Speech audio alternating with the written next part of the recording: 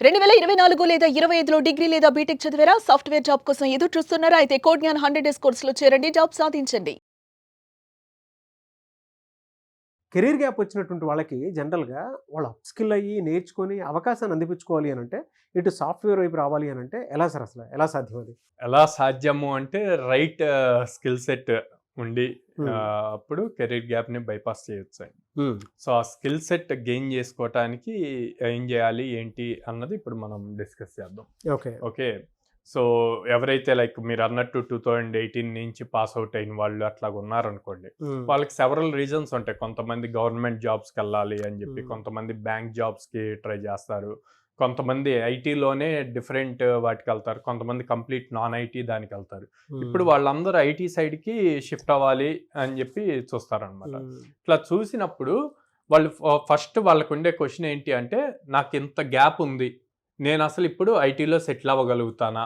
అని హ్మ్. జెప్పి క్వెషన్ మార్క్ ఉంటది ప్రతి ఒక్కళ్ళకి. ప్రాపర్ స్కిల్ సెట్ నేర్చుకుంటే గనక ఎంత గ్యాప్ ఉన్నా సరే దాన్ని బైపాస్ చేయొచ్చు. హ్మ్. సో, ఈ స్కిల్ సెట్ నేర్చుకోవటానికి ఫస్ట్ ఫోకస్ ఇంపార్టెంట్. కన్సిస్టెంట్‌గా లైక్ మీరు డైలీ 2 అవర్సో, 3 అవర్సో ప్రాపర్‌గా ఏదో ఒక టెక్నాలజీ నేర్చుకుంటే గనక అప్ స్కిల్ అయ్యి దాని తర్వాత ఆపర్చునిటీస్ బేస్ చేసి బైపాస్ అవ్వం. సో, ఈ అప్ స్కిల్ అయ్యే ప్రాసెస్‌లో నేను ఈ కెరీర్ గ్యాప్ వచ్చిన వాళ్ళకి ఎయిదర్ పైథాన్ ఫుల్ స్టాక్ గానీ, లేకపోతే రియాక్ట్ రిలేటెడ్ గానీ, హ్మ్. డేటా అనలిటిక్స్ గానీ, web development side HTML, CS, JavaScript and other frameworks like react and angular హ్మ్. ఇట్లాంటి వాటిని చూజ్ చేసుకోమంటారు. ఇవి ఈజీగా ఉంటాయి. వాళ్ళకి ఈజీగా నేర్చుకోవటానికి పాసిబుల్ అవుతాయి. And in depth knowledge gain చేయటానికి ఏం కావాలి? ప్రాజెక్ట్స్ బిల్డ్ చేయాలి. సో, ఆ ప్రాజెక్ట్స్ బిల్డ్ చేయటం కూడా వాళ్ళకి ఈజీ అవుతదనమాట. సో, దీనికి ఒక continuous minimum 6-8 months time spend చేసి సబ్జెక్ట్ ప్రాపర్‌గా నేర్చుకుంటే గనక, తర్వాత మనం జాబ్స్‌కి అప్లై చేస్తూ వాటిని క్రాక్ చేయొచ్చు. సో, ఈ 6 మంత్స్ టు 8 మంత్స్ అన్నప్పుడు 6 మంత్స్ లోపు కంప్లీట్ మీరేదైతే చూజ్ చేసుకుంటారో పైథాన్ చూజ్ చేసుకోండి, జావాస్క్రిప్ట్ చూజ్ చేసుకోండి ఆర్ రియాక్ట్ చూజ్ చేసుకోండి. ఏది చూజ్ చేసుకున్నా ఫస్ట్ ఫౌండేషన్ స్ట్రాంగ్‌గా ఉండాలి. అంటే బేస్ స్ట్రాంగ్‌గా ఉండాలి.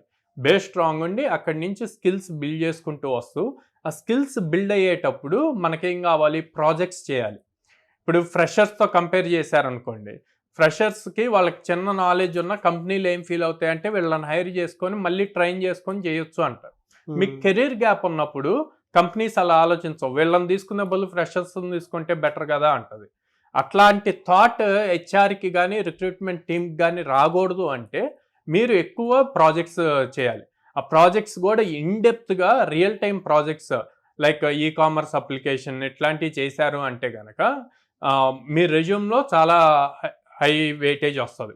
At the same time career gap ఉంది అని ఫీల్ అవ్వకుండా ఇన్‌స్టెడ్ ఆఫ్ దాన్ని ఎక్కువగా ఫోకస్ చేసే బదులు దాన్ని సింపుల్‌గా some family issues, financial issues ఏదో ఒక రీజన్ చెప్పి బట్ నాకు ఇంట్రెస్ట్ ఉంది సార్. అందుకే నాకెప్పుడైతే ఫైనాన్షియల్ ఇష్యూస్ గానీ, ఫ్యామిలీ జెన్యూన్ ఇష్యూస్ రీజన్స్. గానీ తగ్గినియో వెంటనే నేను సర్టిఫికేషన్ కోర్సెస్ చేయటం స్టార్ట్ చేశాను. సో, ఈ స్టార్ట్ చేసి నాకున్న స్కిల్‌ని అప్ స్కిల్ చేసుకుంటూ అడ్వాన్స్డ్ లేటెస్ట్ టెక్నాలజీస్ నేర్చుకోవటానికి ట్రై చేస్తున్నాను. చేసి నేనిప్పుడు ఈ ప్రాజెక్ట్స్ చేశాను అని చెప్పి లైక్ మనం లాస్ట్ టైమ్ మాట్లాడినట్టు స్టార్ కాన్సెప్ట్‌లో ఆ ప్రాజెక్ట్ ఎక్స్‌ప్లెయిన్ చేస్తే ఇంటర్వ్యూయర్ ఇంప్రెస్ అవుతారు. ఓకే. ఏంటి సార్ ఆ స్టార్ కాన్సెప్ట్ ఒకసారి సో, చెప్పండి? స్టార్ అంటే గనక ఎస్ అంటే సిట్యుయేషన్ అండి. టీ అంటే టాస్క్, ఏ అంటే అప్లై, ఆర్ అంటే రిజల్ట్. ఓకే. సో, ఈ 4 స్టెప్స్. సో, సిట్యుయేషన్‌కి తగ్గట్టు ప్రాజెక్ట్ ఎలా డిసైడ్ అయ్యారు? ఓకే. దానికి తగ్గట్టు దాంట్లో మల్టిపుల్ టాస్క్స్ అంటే ఒక్కళ్ళే అన్నీ జేయలేరు. సో, ఏ టాస్క్స్‌లో ఇన్ డెప్త్ వర్క్ జేశారు అన్నది తీసుకొని దాన్ని ఎలా అప్లై జేశారు? అప్లై చేసిన దాన్ని బేస్ చేసుకొని రిజల్ట్ ఏమొచ్చింది? అన్నకి గనక క్లియర్‌గా ఎక్స్‌ప్లెయిన్ చేస్తే ఇంటర్వ్యూయర్ గూడా ఇంప్రెస్ అవుతారు. వాహ్! సో, ఇన్ డెప్త్ నాలెడ్జ్ వస్తది. ఎప్పుడైతే ఈ స్టార్ కాన్సెప్ట్ ఫాలో అవుతామో ఒక ప్రాజెక్ట్‌లో ఇన్ డెప్త్ నాలెడ్జ్ తీసుకొని దాన్ని ప్రాపర్‌గా ఎక్స్‌ప్లెయిన్ చేయగలుగుతారు. సో, దీనివల్ల లైక్ ఎవరికైతే కెరీర్ గ్యాప్ ఉందో వాళ్ళకి కెరీర్ గ్యాప్ కన్నా గూడా ఈ స్కిల్స్ హైలైట్ అవుతాయి. హ్మ్. సో, ఈ స్కిల్స్ ఉండటం వల్ల కెరీర్ గ్యాప్ అన్నది బైపాస్ అయ్యి మళ్ళీ వాళ్ళ కెరీర్‌ని రీస్టార్ట్ చేయడానికి యూజ్ అవుతుంది. ఎక్సలెంట్ అండి. Thank you okay. Sir. Thank you so much Sairam గారు. థాంక్ యూ అండి.